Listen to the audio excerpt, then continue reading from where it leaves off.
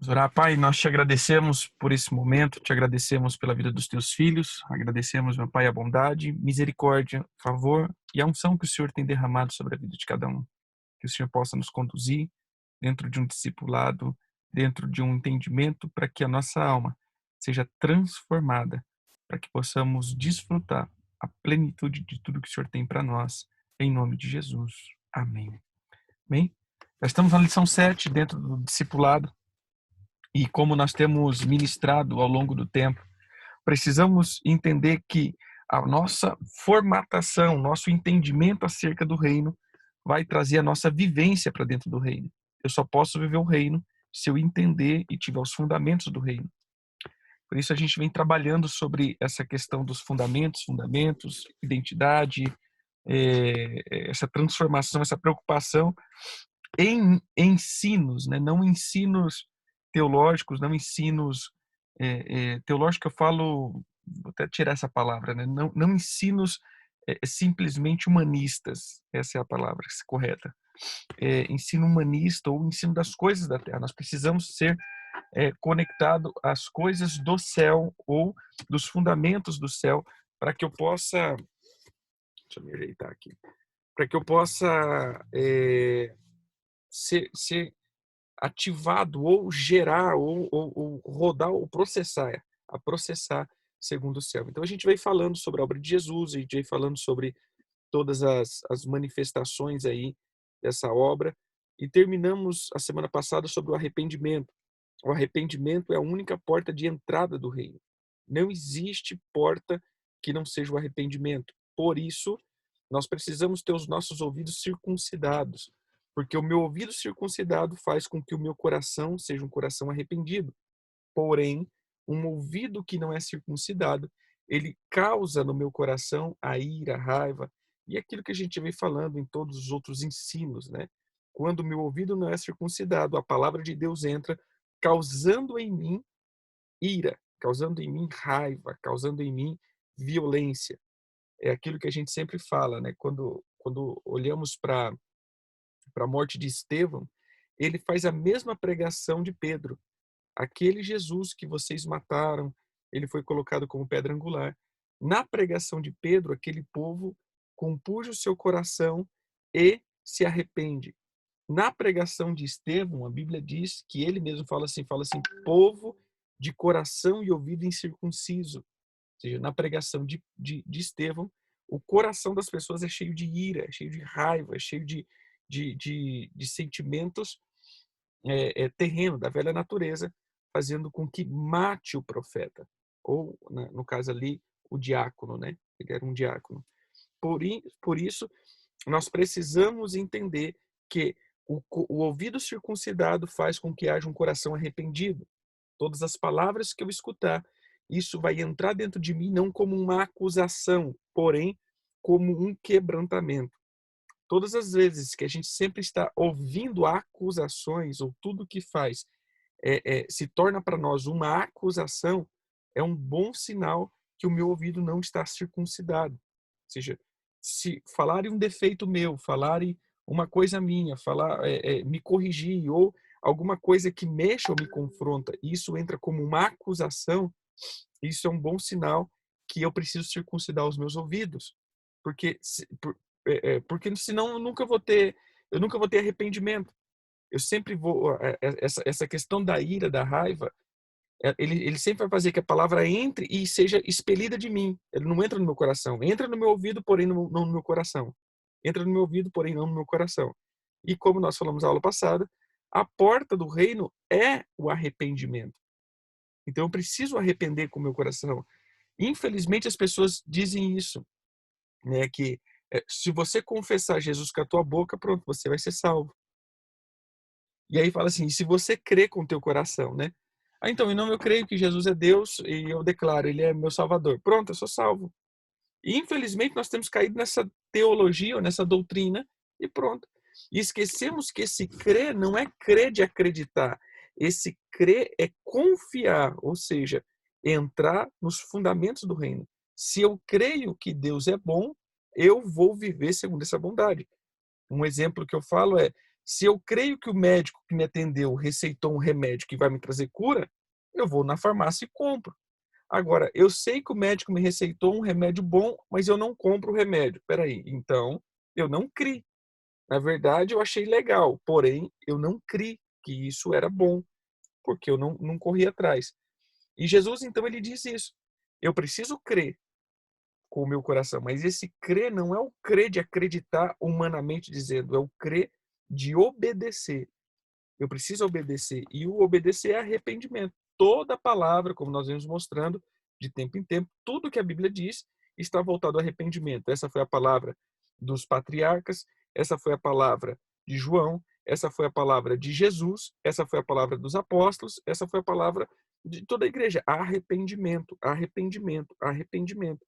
Mas o que não me faz arrepender é o meu ouvido não circuncidado, perdão. Assassinando português aqui. Então, eu preciso entrar na obra do arrependimento sempre. E, mediante isso, nós passamos, então, para a sétima semana, né, o sétimo estudo, sobre a salvação pela fé. Vamos lá. Efésios 2, 8 e 9.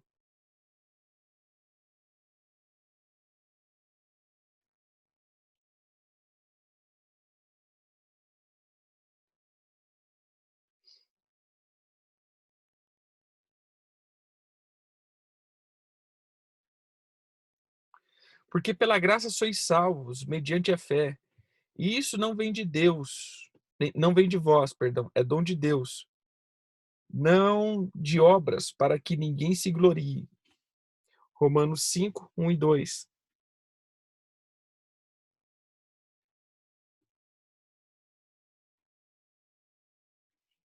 Justificado, pois, mediante a fé, temos paz com Deus, por meio de nosso Senhor Jesus Cristo, por intermédio de quem obtivemos igualmente acesso pela fé a esta graça, na qual estamos firmes e gloriamos na esperança da glória de Deus.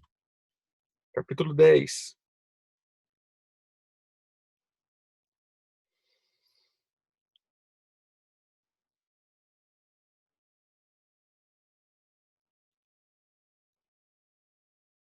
Porém, que se diz: a palavra está perto de ti, na tua boca e no teu coração.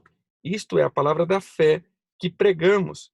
Se com a tua boca confessares que Jesus Cristo e com teu que o Senhor Jesus como Senhor e com teu coração credes que Deus ressuscitou dentre os mortos, serás salvo. Esse é o texto base, né? Mas aí é o versículo 10 que eu acho interessante, né? Porque com o coração se crê para a justiça e com a boca se confessa a respeito da salvação. Então não é só crer do modo que a gente entende esse crer natural.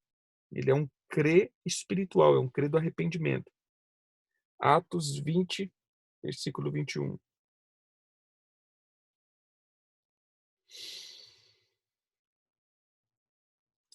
Testificando também a judeu como a grego o arrependimento para com Deus e a fé em nosso Senhor Jesus Cristo. Então você vai ver que a fé está sempre ligada à obra do arrependimento. Somos salvos pela graça de Deus mediante a fé no evangelho do nosso Senhor Jesus Cristo. Então vamos lá. Salvos pela graça de Deus, primeiro ponto. Nós somos salvos pela graça de Deus mediante a fé. Nunca poderíamos nos salvar ou conseguir algo de Deus através dos nossos méritos. O que Deus fez é impagável para recebermos salvação e bênção de Deus, só mesmo pela graça, somente pela graça, só mesmo de graça. Porque pela graça sois salvos mediante a fé, e isso não vem de vós, é dom de Deus, não de obras, para que ninguém se glorie. Efésios 8, a gente já leu isso daí, né? A fé que vem de Deus crê na graça dele. É pela habilidade da fé que acessamos a graça da salvação em Cristo. Quanto mais nos enchemos da sua palavra, mais cresce nossa fé. Quanto mais cresce a nossa fé, mas entendemos e cremos que não podemos nada. Tudo vem dele, por sua graça infinita e eterna. A graça não depende do que fazemos por Deus, mas do que Deus fez por nós. Pergunte às pessoas o que elas devem fazer para ir para o céu e a maioria vai responder: somos bons, correto, eu não fumo, eu não bebo. É aquela palavra que a gente sempre falou quando não tínhamos entendimento, né? Mas por que você acha que você vai para o céu? Porque eu sou bom, porque eu sou legal, porque eu não fumo, porque eu não bebo, porque não isso, porque aquilo, ou seja, aquela coisa da minha obra. A história de Jesus contradiz essa resposta. Tudo o que devemos fazer para ir para o céu é clamar socorro.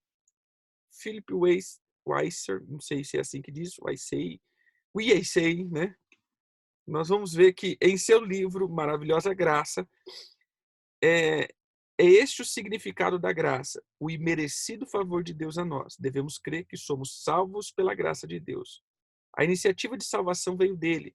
Sua graça é a expansão do seu amor. O sangue de Jesus foi derramado para nos perdoar e nos tornar justos, absolvidos e isentos de culpa, mesmo sem merecermos ou pedirmos. Nós vamos ver Gálatas, capítulo 1, versículo do 6 ao 9. A grande estratégia do engano do reino das trevas é negar, diminuir ou desprezar a salvação pela graça de Deus. É por isso que Satanás nega a necessidade do sangue de Jesus e priva as pessoas de crerem no único caminho possível para serem livres do pecado e da morte. Examine sempre cada religião, seita ou filosofia por esse ponto-chave. A salvação prometida, ou a evolução espiritual, como muitos chamam, é pela graça de Deus? O sacrifício de Jesus é o que Deus providenciou para a nossa salvação? Jesus é presente como Senhor e Salvador? Se a resposta não for positiva e clara, não é o Evangelho de Jesus. Discirna isso e fuja do engano. Então, dentro desse contexto, nós vamos ver que a graça é a chave. Mas dentro disso daqui, queridos, eu como apóstolo agora, eu entro em duas questões. Uma é a questão que nos leva, né, dentro dessa salvação pela graça, e isso é irrevogável, meu irmão. Nós somos salvos pela graça, sim, nós somos, a nossa salvação veio. Mas o problema é que podemos gerar agora uma outra confusão, que é anular a nossa, como que eu posso dizer? O nosso compromisso de obediência.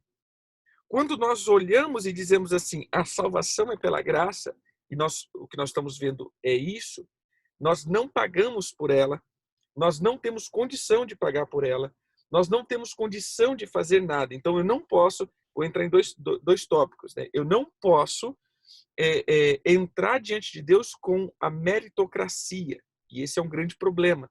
Muitos acham que podem fazer alguma coisa por causa da sua condição. Isso, quando nós falamos de dom, o dom é um presente imerecido. É dom. O que eu faço é dom de Deus. Não é porque eu mereço isso. Porém, eu não posso andar depois no desmerecimento. Ou seja, não, tudo depende de Deus, eu posso andar do jeito que eu quiser. Não, então, peraí. Ele me desperta. Porém, agora tem o meu compromisso de reacionar isso que ele me deu. Ou seja, a minha contraproposta. O que eu vejo é as pessoas entrando na consciência de uma graça, mas uma graça que provém uma procrastinação. Não, é graça, irmão. Tudo depende de Deus. É a mesma coisa eu chamar... a mesma coisa eu vejo filhos, né? Não, ele é meu pai. Ele precisa trabalhar, ele precisa colocar comida dentro de casa, eu vou ficar em casa assistindo televisão o dia inteiro. Né? Por quê? Porque eu tenho um pai, gente. O meu pai, ele bota comida, ele ganha dinheiro, ele faz isso, ele paga a conta. Tudo bem, mas eu preciso reacionar para isso. Eu preciso coparticipar, não pela graça, mas depois coparticipar na resposta da graça. E aqui é o grande problema. Hoje eu vejo que não há uma resposta para a graça. A verdadeira graça me desperta para o arrependimento e me desperta para um posicionamento. A graça que estamos vivendo é uma graça que não me desperta para um posicionamento. Eu era escravo, porém, eu não sou mais escravo, eu sou rei. E rei que não é posicionado não é rei, é escravo. Então nós fomos chamados como escravos pela graça, então não tínhamos como acessar a graça. Eu escuto muitas pessoas dizendo isso, olha, mas eu estava morto, e o morto ele não tem decisão. Tudo bem, querido, mas agora eu estou vivo, mas eu quero viver como morto, dizendo que eu não tenho reação ainda. Não, agora eu tenho reação. Agora eu tenho condição de obedecer. Agora eu tenho condição de seguir. Agora eu tenho condição de avançar. O apóstolo Tiago e o apóstolo João, eles confrontam muito isso, porque a gente tem que ver uma forma que o apóstolo Paulo coloca, mas como que eu posso dizer aqui?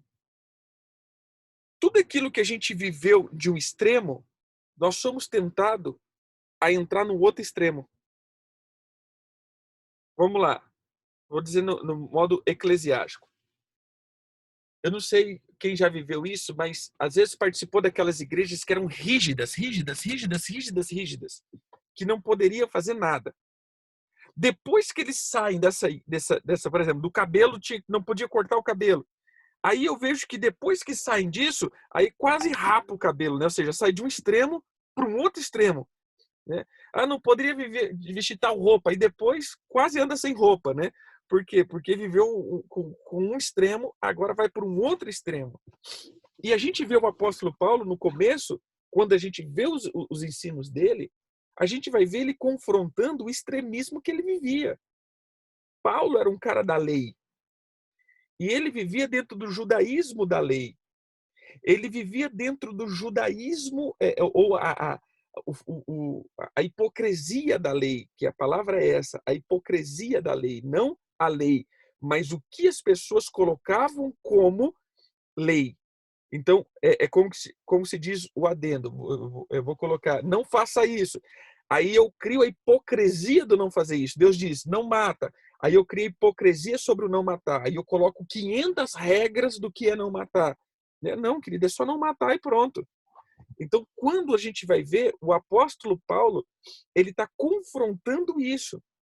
E aí a igreja toma isso daqui, aí a gente vê, por exemplo, depois a igreja católica, né, ou a igreja romana, ele coloca essa expressão da indulgência, dos pagamentos. Então, imagina a saturação que isso veio.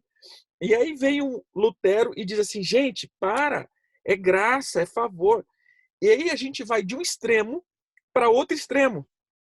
O apóstolo Tiago estava exatamente pegando esse extremo, né? Aí ele, não, é graça, gente, é graça, não precisa fazer nada. E o apóstolo falou, então, tá bom, mostra essa fé que você tem sem obra, porque você disse que agora você não precisa fazer nada. E eu vou te mostrar a minha fé com as minhas obras, ou seja, com os frutos, os resultados da minha fé. Como o Senhor diz, irmão, vamos lá, eu preciso mostrar o fruto do arrependimento. O arrependimento ele tem que gerar fruto. Isso é inevitável. Arrependimento que não gera fruto não é arrependimento. Por isso o apóstolo, por isso o João que batizava o imersor, ele falava: mostre frutos dignos de arrependimento. O grande problema é esse. Não, eu me arrependi. Vamos lá. Um caso aí que hoje na aula lá, né, que a falou, foi para pornografia. Ai, mas eu me arrependi. Mas você parou com a pornografia? Não. Eu só me arrependi. Todo dia que eu assisto, eu me arrependo. Não, então peraí, meu irmão. Então isso não é arrependimento. Né? Esse arrependimento é inválido. Você está tendo remorso, peso. Não é arrependimento. A graça também ela tem que gerar em mim frutos. Eu creio em Cristo e fui salvo pela graça. E eu não mereço. Ponto 1. Não é pelo meu merecimento, ponto 1, né? Não é por aquilo que eu faço, ponto 2. Não é pela minha justiça, ponto 3. Não é pela minha mentalidade, ponto 4. Ou seja, é estritamente dele. É a mesma coisa, você chega na minha casa, o portão está fechado. Eu vou abrir o portão. Isso não depende de você, isso depende de mim. Porém, o você permanecer na minha casa, aí já não depende de mim, depende de você. Seja, meu irmão, você começa a dar piti lá dentro da minha casa, queria fazer, eu falo, cara, se retira, por favor, dá licença da minha casa, porque Você não é bem-vindo aqui. E é isso que as pessoas estão confundindo. A graça é a entrada para o reino. E eu não tenho como entrar para o reino sem graça. Então a graça vai me levar a Cristo que quer dizer, a graça vem por o dom, que é o Espírito que me conduz a Cristo e conduz ao Pai, que me conduz à palavra, conduz aos mandamentos, conduz às ordens dele. Igual às ordens, né? Eu não estou dizendo a lei, quando a gente fala lei já está muito deturpado isso, mas eu preciso obedecer. O que eu quero dizer aqui, queridos, cuidado para a gente não viver uma graça sem obediência. O apóstolo João ele está sempre dizendo isso. Filhinhos, aquele que não obedece os mandamentos não ama a Deus. Eu acho muito lindo essa palavra que ele diz, ó, se você não obedece os mandamentos, não tem como você amar a Deus. Não tem como. Como que você diz que ama a Deus, mas você não obedece ele? Mas, se a graça anula os mandamentos, então eu não tenho mais o que obedecer. E esse tem sido o equívoco da graça. Eu gosto de sempre ressaltar isso, porque quando nós entramos para essa graça tem sido motivo de muita desgraça no meio da igreja. Tem sido motivo de muita coisa no meio da igreja. Porque as pessoas estão entrando agora nesse anular a minha participação, ou o meu posicionamento. Não é participação na salvação, mas é a participação no reino. Na salvação, eu não tenho parte. Não tenho parte. Isso já era prefigurado em Abraão. Quando Abraão foi fazer aliança com Deus, ele queria passar com Deus. Lembre-se, esse era um ritual feito por meio da aliança. Parte-se animal e passa-se no meio daqueles animais colocando fogo depois. Ou seja, nós estamos fazendo uma aliança de sangue. Então, o que ele imaginou? Eu vou passar no meio aqui com os animais. Na hora que Deus foi fazer aliança, Deus simplesmente bota ele para dormir e Deus passa sozinho. Porque uma aliança ela é quebrada com a morte da pessoa que fez a aliança. Então, se Abraão passasse junto com Deus, o dia que Abraão morresse, a aliança quebrava. Porém, Deus passou sozinho. Então, a aliança depois que Deus morrer, né, a aliança quebra. Então, ou seja, é inquebrável. Não tem como quebrar. Não tem como se terminar, porque depende de Deus. Isso já era graça. Então, vê que isso já era graça pura. Um favor que Abraão não merecia. Um favor que Abraão não tinha direito. É graça puríssima, puríssima.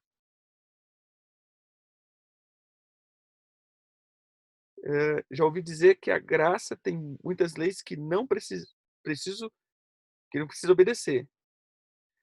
Então, eu particularmente, eu não vou por essa linha, porque isso anula o reino. O que a gente confunde é salvação e reino. Como eu disse, eu fui chamado como escravo, mas o Senhor não quer que eu permaneça como escravo. Eu fui chamado no pecado, mas o Senhor não quer que eu permaneça no pecado. Eu fui chamado morto, mas o Senhor não quer que eu permaneça morto. É a hipergraça, a supergraça. Né? Sabe que onde isso está levando, irmãos? Eu falo como um mentor de líderes agora. Eu tenho ouvido muito isso, eu já peguei muitos casos de igrejas onde as pessoas bebem, fumam, se prostituem, e eles dizem, apóstolo, não tem nada a ver, cara. Não tem nada a ver. Uma vez eu peguei um caso, né, para ouvir, a pessoa dizendo isso, apóstolo, o negócio é o seguinte, estamos na graça. Aí ele dizia, olha, se o irmão está em santificação e a irmã está em santificação, eles podem ter relacionamento sexual de boa. Né? Tipo assim, eu posso ficar. Por quê? Porque os dois estão santos. Então eu posso ter esse ficar gospel, né? Porque a gente está santo, é todo mundo santo, é todo mundo irmão. E aí a gente vai vendo isso. Esses dias eu postei num grupo nosso, né, dos filhos, que estava tendo aquele, sabe aquelas dançarinas que dança, tipo stripper, que dança naquela haste lá e fica dançando aquela coisa, esqueço o nome daquele negócio. Estava tendo, né, uma mulher sensualizada ao extremo, né, porém não estava pelada, porém sensualizada, é, é, dentro dessa sensualização, com um monte de gente, com a música gospel, e ela estava fazendo, ou seja, é a stripper gospel. Por quê? Porque é a graça, meu irmão. Eu preciso. A gente vê que em 2000, acho que foi 2017 ou 2016, lançaram o pornô gospel, né? Porque se o casal está meio frio, ele coloca o pornô gospel, ou seja, é dois irmãos, um casal de crente fazendo pornô, só pode. Não assisti para ver como que era, né? Mas tinha o pornô gospel. Aí você vai ver o boteco gospel, a boate gospel. Por quê? Porque essa é a ideia da graça. O que é isso? É eu aceitar, né? Aceitar é para acabar mesmo. É para aceitar esse negócio, é, aceitar assim, eu entrar em Deus, porém não sair do mundo. Então, o fruto da graça me tira da natureza animal. O fruto da graça vai fazer com que eu saia da natureza animal. O fruto da graça é eu acabar com a velha natureza e entrar na nova natureza. Então, se a natureza animal não está saindo de mim, se eu não estou em transformação constante, eu não estou mostrando o fruto que eu estou e recebi a graça. A graça é, eu era espiritual, agora eu me tornei animal, porém, eu não tenho como voltar a ser espiritual. Mas agora eu tenho esse acesso através da cruz de Cristo, a graça do favor. Agora eu consigo novamente, através de Jesus, ou seja, Jesus ele vem, aplica essa graça para que essa natureza volte a ser a natureza que era antes. Isso é graça. Porém, se eu digo que estou na graça, confesso Jesus e não deixo essa natureza, então, querido, para mim não é graça. Para mim, simplesmente é religião, é convicção, é filosofia, é mentalidade. Eu tenho a mentalidade, quer dizer, eu chamo disso de, como diz, simpatizante. Tem muitos simpatizantes do reino, como o apóstolo José estava pregando, né? E como a gente sempre fala, uma coisa é estar em Cristo, dentro dele, outra coisa é estar com Cristo, do lado dele. Tem muita gente que anda com Cristo, né? Gosta de Jesus, é simpatizante de Jesus, sabe assim, eles são fãzaço de Jesus, porém não entraram dentro dele. Isso não vale de nada. O que é a fé para a salvação?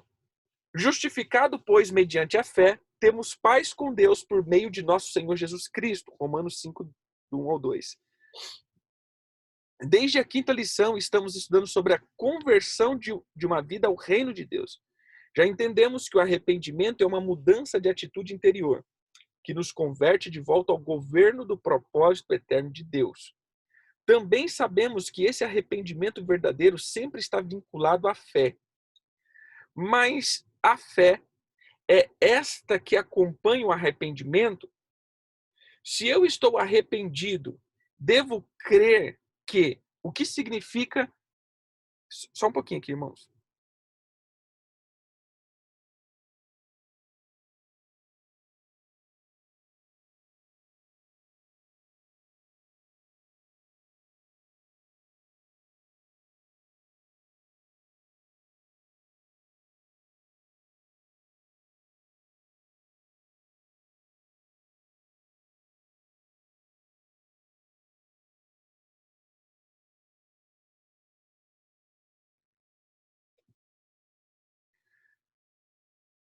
O que significa crer em Jesus?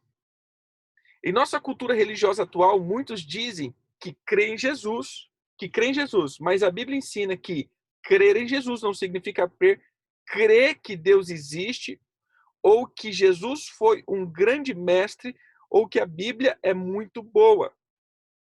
É interessante isso, né? Afinal, até os demônios creem e tremem. Voltando agora para Tiago. Tiago estava combatendo esse tipo de fé ou de graça que o povo estava vivendo. Porque pegaram os ensinos de Paulo e deturparam os ensinos de Paulo. Lembre-se, querido, que estamos lidando agora de dois conceitos, uma igreja hebraica e uma igreja gentílica, né? E a gente tem que botar em conta que eles estavam vivendo esses conflitos, a igreja hebraica da igreja gentílica.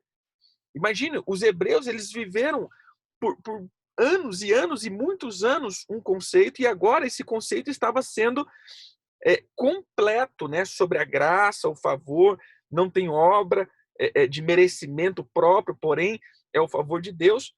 Mas agora nós estamos pegando os gentios que creem somente na terra, nas obras, quer dizer, nessa, nessa nessas coisas vãs, essa seria a palavra. E aí eles estavam confrontando. Então a gente tem um extremo do lado e um extremo do outro. O extremo do que eu faço para merecer, e o outro extremo que, meu irmão, é por aí mesmo, vamos viver na vida, né? Então a gente tem dois extremos.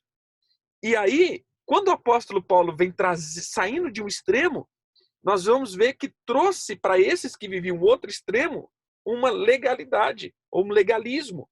E aí o apóstolo Tiago, então, vem puxando de novo. Ó, cara, peraí, examine de novo, né? Tiago 2,19. Nos textos bíblicos, abaixo, quais as características da fé? Não, não foi o apóstolo Tiago que falou, não. Deixa eu ler aqui o que o apóstolo Tiago falou. Estou confundindo aqui. Tiago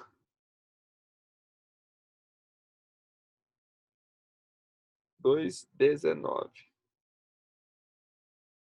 Crê tu que Deus é um só? Fazes bem. Até os demônios creem e tremem. Aí ele diz aqui, no versículo 20: Queres, pois, ficar certo, ó homem insensato, de que a fé sem obra é inoperante? Não foi por obras que Abraão, nosso pai, foi justificado, quando ofereceu sobre o altar o próprio filho Isaque? Então vamos lá. Se ele não tivesse pego o filho, obra, e ido para matar, obra, ele tinha sido pai da fé? De jeito nenhum. Não, eu creio que Deus está falando comigo. Eu creio que Deus está não sei o quê. Eu creio. Não, mas esse crer gerou uma resposta. Então, eu vou pegar meu filho e eu vou executar isso. Então, a fé, o crer, a graça, me gera uma resposta. Eu não consigo, eu não consigo iniciar, porém, agora eu consigo, como diz, dar a resposta do início. Eu não consigo reagir, mas eu consigo agora. Eu não consigo, perdão, eu não conseguiria agir, mas agora eu consigo reagir. A ação veio de Deus, mas agora isso provoca uma reação em mim. Eu não sei se ficou claro. Para mim, a fé, a graça é a ação, porém, eu preciso obedecer na reação. Bem, só um...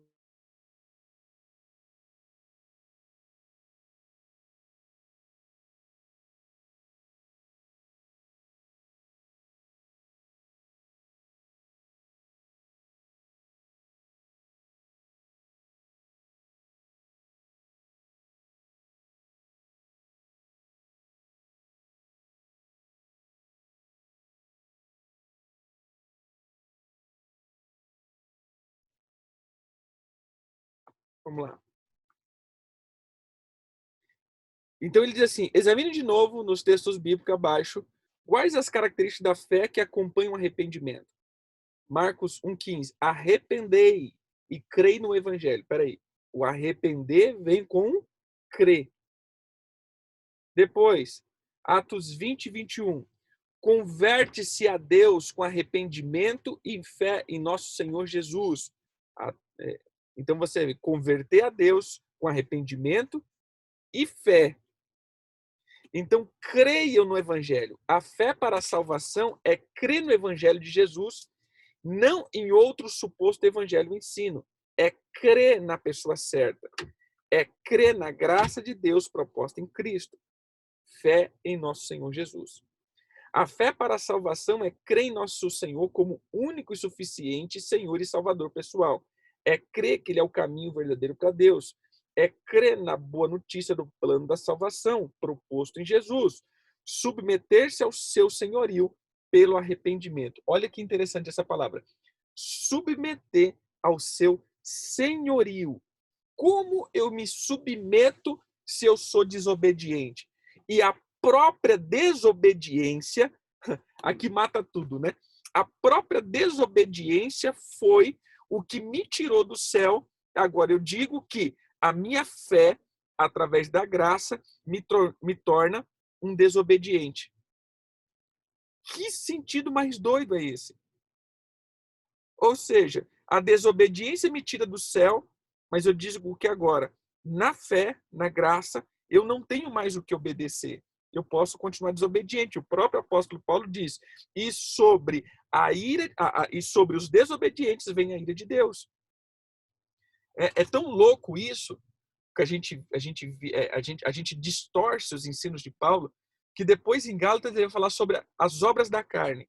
E ele diz assim: aos quais eu já adverti e advirto, os que tais coisas praticam não herdarão o reino de Deus. Então, peraí, querido, eu preciso de uma resposta minha. Essa graça que ele me deu, ele está dizendo para uma igreja. Ó, você está aqui na igreja, você crê que Jesus é Salvador, você crê, né, que você crê no Evangelho, você confessou com a tua boca, porém, você continuou um idólatra. Porém, você continuou um maledicente, porém, você continuou um profano, porém, você continuou sei lá, tá cortando aí, a minha internet tá meio coisada, deixa eu... Ah, peraí. Só um pouquinho, meu irmão. Como que tá aí? Tá ruim ainda? Só um minutinho.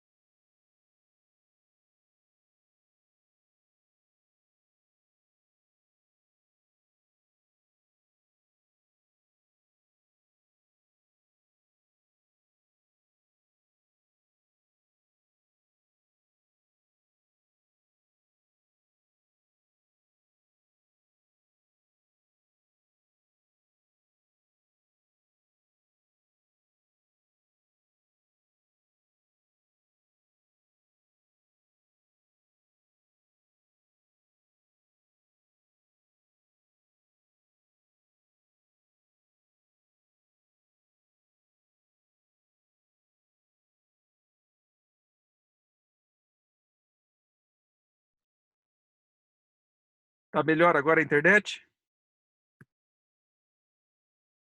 Alô, alô.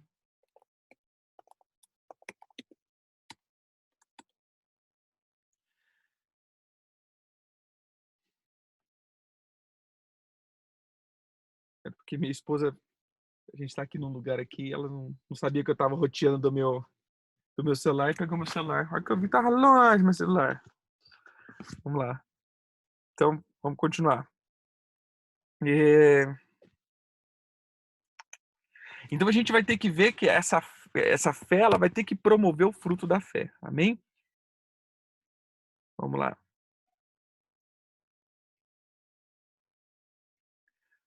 Conclusão. É crer no evangelho do nosso Senhor Jesus. E o que é o evangelho, querido? É a palavra. Então, eu tenho que crer na palavra do nosso Senhor Jesus. Se alguém não crê assim, ainda não creu em Jesus como ele é, ainda não se arrependeu do seu próprio caminho e independência, pois acredita que Deus e o seu plano deve ser do jeito como cada pessoa quer ou imagina. Então, vamos lá. Eu não consigo ser salvo se não for mediante a obra de Deus, não minha. Eu não tenho mérito nisso. A obra é de Deus. Amém? Não meu. Porém, eu preciso reagir a essa ação. Então, nas últimas lições, estudamos como arrependimento para a salvação dá fruto integralmente em nossa vida, conduzindo-nos à mudança de atitude, decisão de valores. Vamos retornar a este assunto falando da confissão da fé. 1 João 1:9.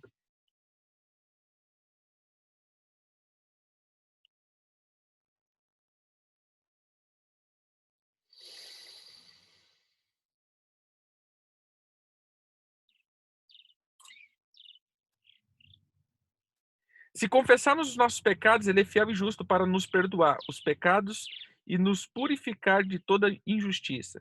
Se dissermos que não temos cometido pecado, fazemos-lo mentiroso e a sua palavra não está em nós. Romanos 10:9 e 10.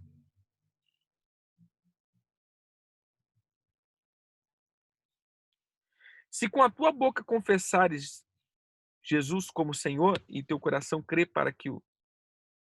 credes que Deus o ressuscitou dentre os mortos, será salvo, porque com o coração se crê para a justiça e com a boca se confessa a respeito da salvação. Confessar é a palavra grego homologeu, que significa aprovar, reconhecer publicamente, dizer a mesma coisa, concordar com, admitir. Os apóstolos ensinam que quando confessamos o nosso arrependimento e a fé em Jesus, estamos homologando, ou seja, reconhecendo e concordando que somos pecadores. Reconhecemos e reafirmamos que precisamos aceitar o governo de Jesus sobre nós, por ter ele nos comprado com o seu sangue. Confessar com a minha boca, portanto, é uma atestação legal, uma homologação diante de Deus, dos homens e de todo o mundo espiritual, que eu creio e preciso do plano de salvação proposto em Cristo. Vejo, uma das aplicações jurídicas da palavra homologação em nossos dias é a confirmação de sentença estrangeira, exara, ex, exalada, emitida, né, pelo Supremo Tribunal Federal, determinando sua aplicação em território nacional, respeitando os processos jurídicos internos. O dicionário Aulete contemporâneo de língua portuguesa. Como diz, essa questão aqui é do dicionário.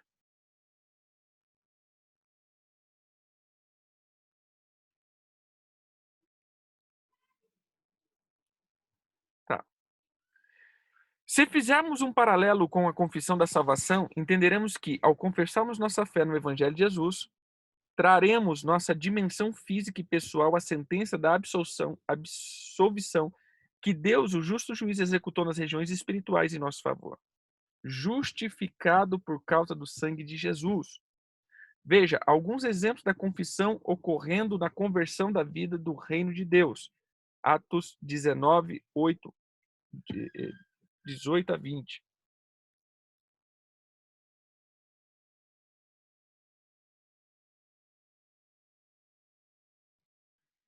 Muitos dos que creram vieram confessando e denunciando, olha que interessante, publicamente as suas próprias obras.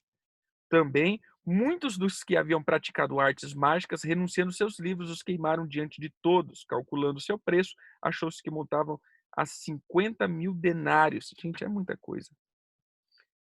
Marcos 1:4. 1:4.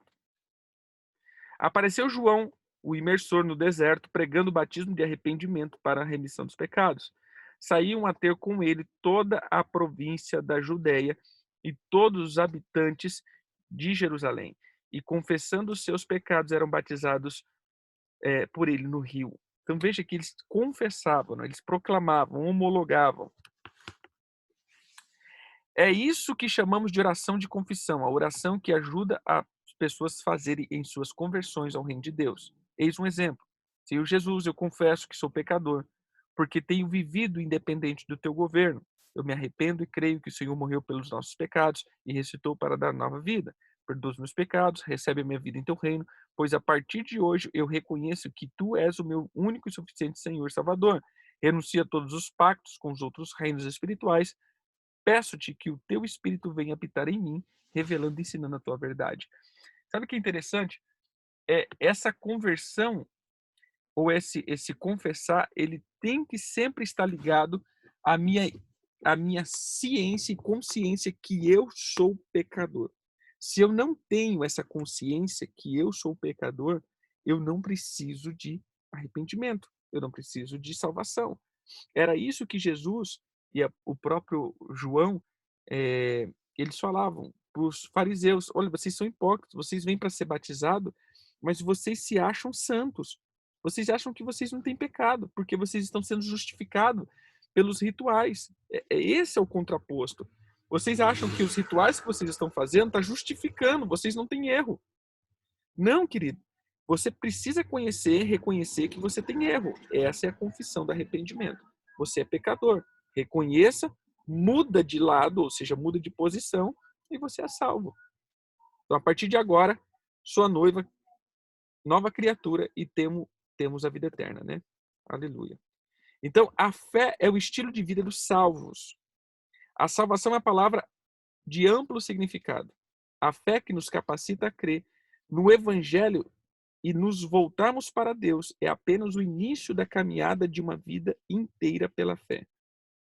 Ela se associa ao arrependimento, gera conversão e novo nascimento.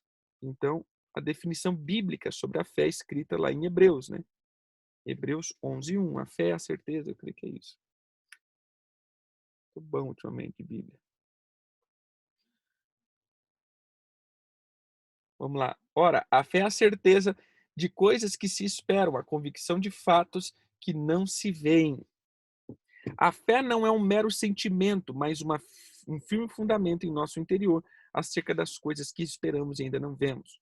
Romanos 12:3. A fé é uma habilidade que Deus tem e que ele deu a cada um de seus filhos. É uma medida de habilidade sobrenatural que começa com a salvação e deve ser fortalecida e edificada a cada dia pela palavra. Deus quer que a fé seja o nosso estilo de vida. Hebreus 10:38. O meu justo, diz o Senhor, viverá pela fé. Então a gente vai ver aí depois sobre esse assunto. A certeza da salvação, a fé na graça de Deus, nos proporciona segurança e certeza de que estamos salvos mesmo. A fé é o firme fundamento, a substância das coisas e fatos que ainda não vemos, porém já vivemos, sentimos, né? Ou seja, experienciamos espiritualmente. Não depende nunca da circunstância ou das suas obras para crer em sua salvação. Se você se arrependeu do pecado e creu no Evangelho de Jesus, você está salvo. Lembre, arrependeu do pecado porque você creu que é pecador, mudou de posicionamento, ou seja, essa conversão, confessou Jesus, creu na palavra dele, então você é salvo. Nossa salvação é real, porque o Evangelho é real. Se eu creio no plano da salvação em Cristo, então também creio que estou salvo por meio dele, como diz o próprio apóstolo. Se eu morri com ele, certamente ressuscitarei com ele. A ressurreição dele é a prova disso. Porque lembra da identificação de Jesus? Jesus, é, ele morreu no pecado. Você vai falar assim, nossa, apóstolo, como assim? Eu não sei se é no ou em.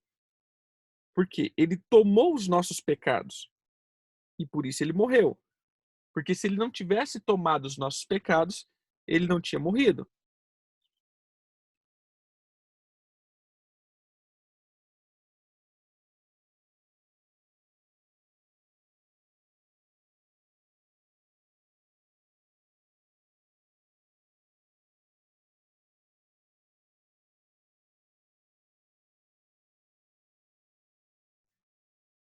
Então nós vamos ver aqui que essa questão, essa dimensão aqui, né, quando a gente vê que do liberar, do ir, do se converter, dessa volta, né, faz com que fez com que Jesus, perdão, toda essa conversão é sinal, é sentido daquilo que Jesus fez por mim. Jesus pegou os meus pecados, Jesus ele aplicou isso dentro dele. Por isso ele foi representado com a serpente lá do Egito, lá do deserto, a serpente que foi exposta. Por que Jesus foi representado como a serpente? Porque ele tomou, ele não pecou, mas ele se tornou o pecado. Então ele morreu, como nós morremos. Então ele se identificou na minha morte, porque ele pegou os pecados, se tornou pecado. Porém, agora nós podemos nos identificar na sua ressurreição. Se ele morreu como eu e ressuscitou, levando os meus pecados, agora eu posso crer que eu ressuscitarei com ele, se realmente obedecer a sua palavra, né, e viver com ele. O Espírito de Deus, que agora habita em nós, testifica, testemunha que somos filhos de Deus. Na medida em que nos relacionamos com ele e somos guiados por seu Espírito, percebemos isso pela fé. Temos o poder, depois tem esses textos aqui que vocês leiam eles. Temos o poder de sermos feito filho de Deus. E mesmo que ainda pequemos por causa da natureza terrena, o sangue de Jesus, o sangue de Jesus tem poder eterno para nos perdoar e purificar. A conversão e a transformação contínua em nossa vida testifica que somos nova criatura. Amém, queridos? Então, essa foi a lição de hoje. Eu estou num lugar aqui bem complicado, né? Então deu umas cortadas aí. Por isso que eu dei uma acelerada, que poderia ter caído aí as conexões. Mas amém? Deus abençoe cada um. Creia, tome essa sentença, né, de fé, que você possa entrar dentro dessa convicção, colocar para fora a velha natureza e viver os frutos dessa fé que nós temos agora. Amém? Que o Eterno te abençoe ricamente. Até mais. Deus abençoe.